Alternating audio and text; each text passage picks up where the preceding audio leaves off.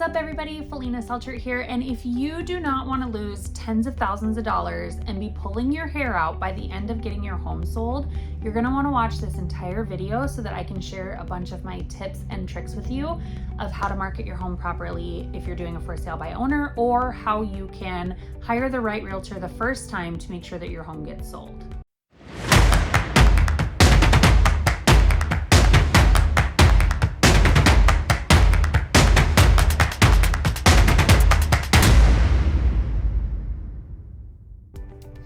Okay, first off, let's get started. Pricing your home right the first time can really reduce the amount of time that it sits on the market, and it can really help reduce your stress levels.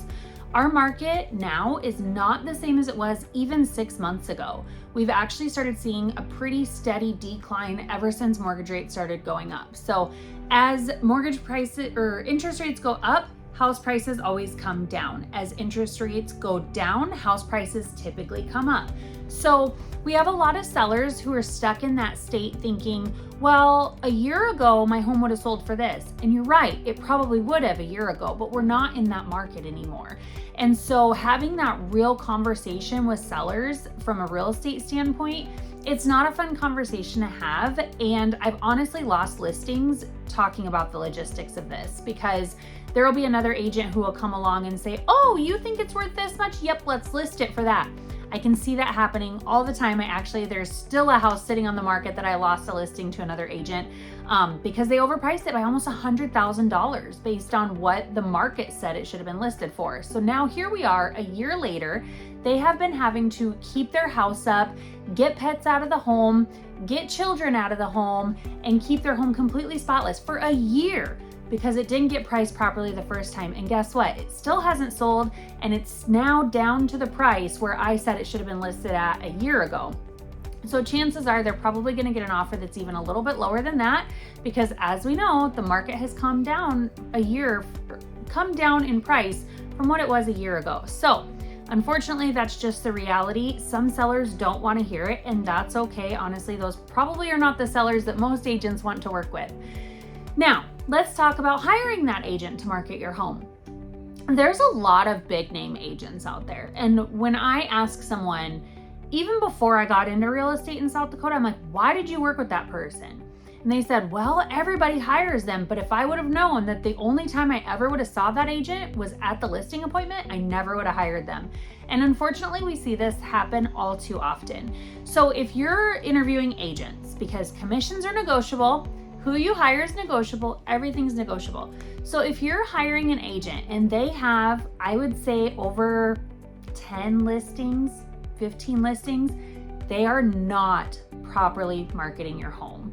Unless they have a team of 5 agents under them who are co-listing those homes with them and actively marketing them, chances are they are not marketing your home. I mean, there are agents that I know that have 200 plus active listings, and I can tell you they don't even answer the phone for me. So do you think they're going to answer the phone for you going forward? No, they're going to send you to their assistant, and they're going to make them handle everything. So an agent who has too many listings may not be the best fit for you.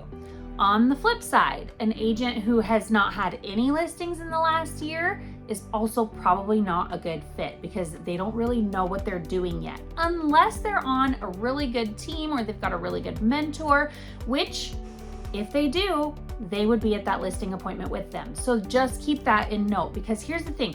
You can hire a brand new agent who has a badass mentor, and you can get really good service, because one, that agent has something to prove. They have to prove that they can get your home sold, so that they can use that to say, hey, I got this home sold super quick. This is why you should hire me going forward, right? So I'm not saying hiring a new agent is actually a bad thing. Just make sure they have a really good mentor that probably came to the listing appointment with them, because if they didn't come to the listing appointment with them, how present are they going to be when that agent has questions about selling your home? So hiring the newest agent might even be better than hiring the more seasoned agent who has hundreds of listings under their belt. Like right now, I only have 1 land listing. That's because my average days on market is, 7 or 8 last time I checked. The longest house I had on the market was 20 days. And so the one that I have on the market right now is land, and it is taking a little bit longer to sell because the landowner chose to list it at the very top end of the price points that we could find comps for. So that's not uncommon. We do see land sit a lot longer than we see residential homes. So when I'm looking at days on market, I'm typically looking at residential homes because that's what I specialize in, is residential and luxury home sales. So like I said, make sure that you are not hiring the busiest agent because they are not going to work for you the best. Okay. Another thing you need to look out for when hiring an agent to list your home is what their online presence looks like. Let's be honest. We're in the day and age of social media, whether we like it or not. And so if your agent doesn't have a big presence online, chances are your home is not going to reach as many people as it should. Anybody can hold a real estate license and go snap some pictures with a cell phone and throw something on the MLS. We see it all the time. There's a lot of agents who operate this way. Is that the best interest for you? Not really, but we see it happen all the time.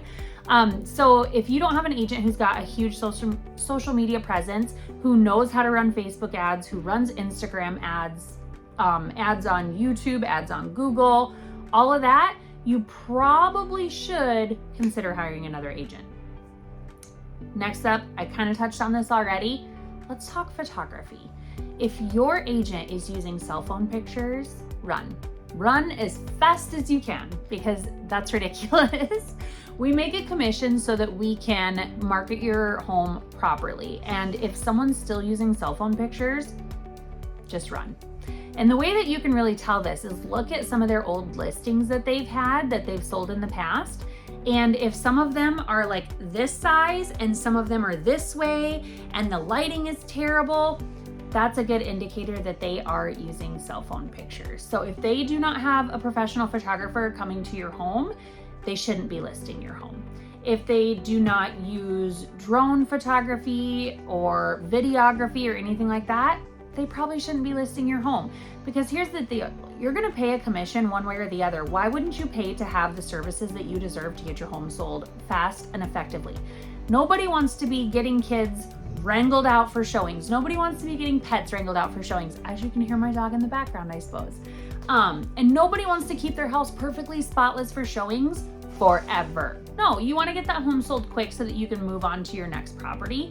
So things like professional photography, social media presence, those are all gonna go much, much further than the average listing agent.